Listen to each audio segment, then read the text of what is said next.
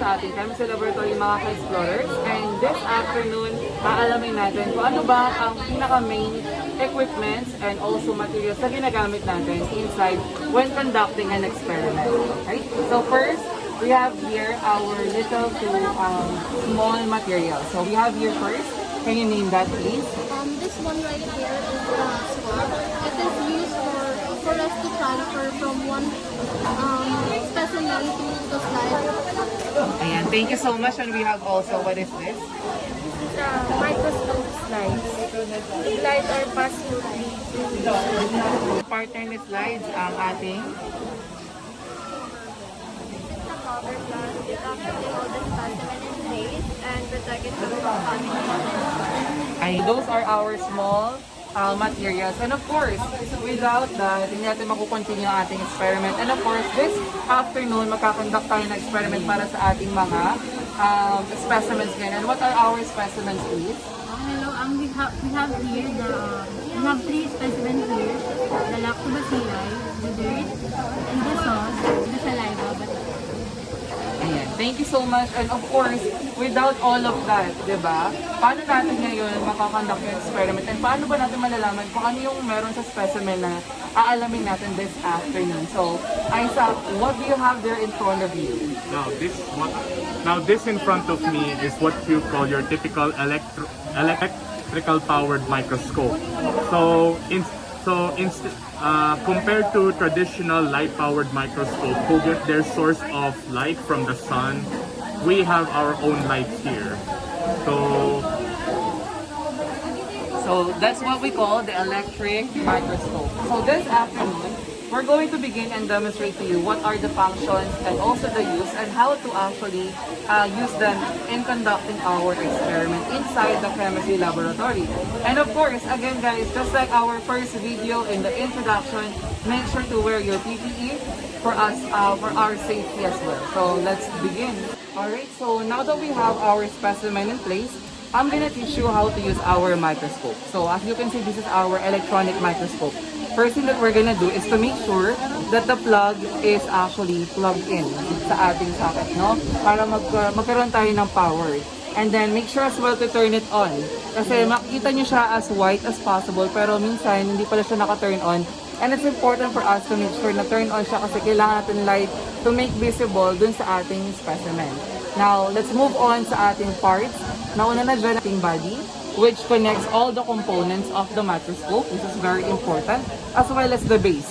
The base is the foundation and holds all the components itself para hindi siya magkawala-wala at magkaroon siya ng stabilization.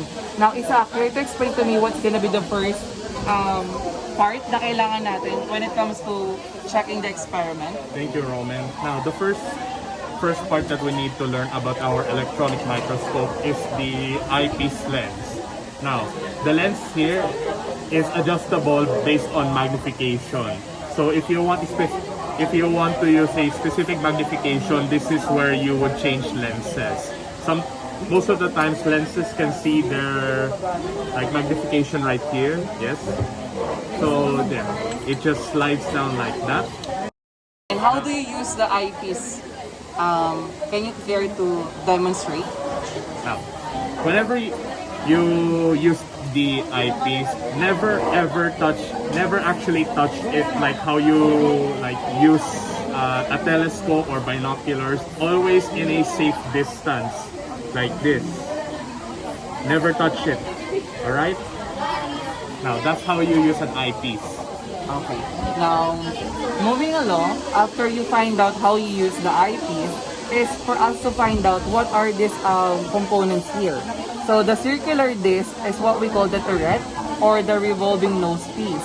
And holding the revolving nose piece are the objective lenses. So as you can see, there are 3 types of lenses that we have here.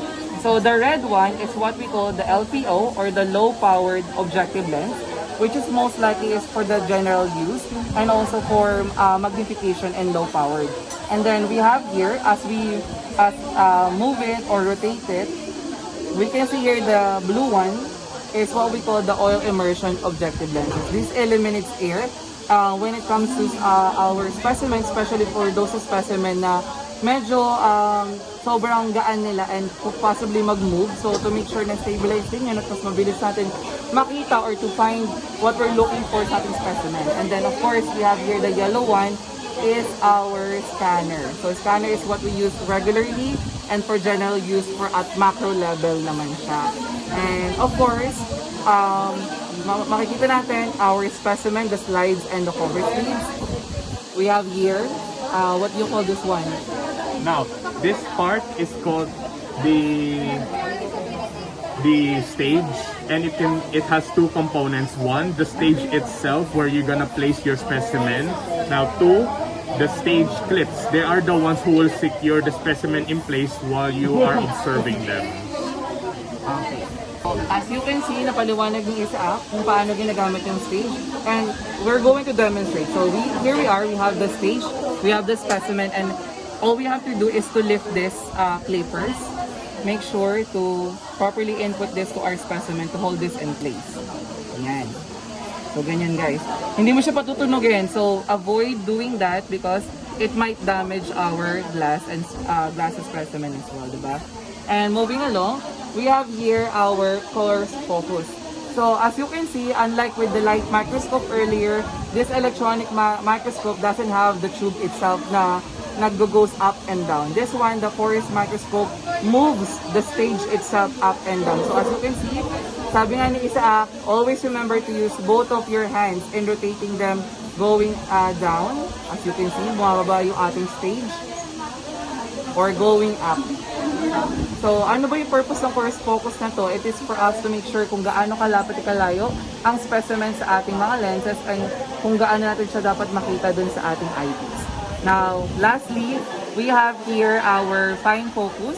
So, fine focus is for us to get a much magnification and clarity doon sa ating mga lenses.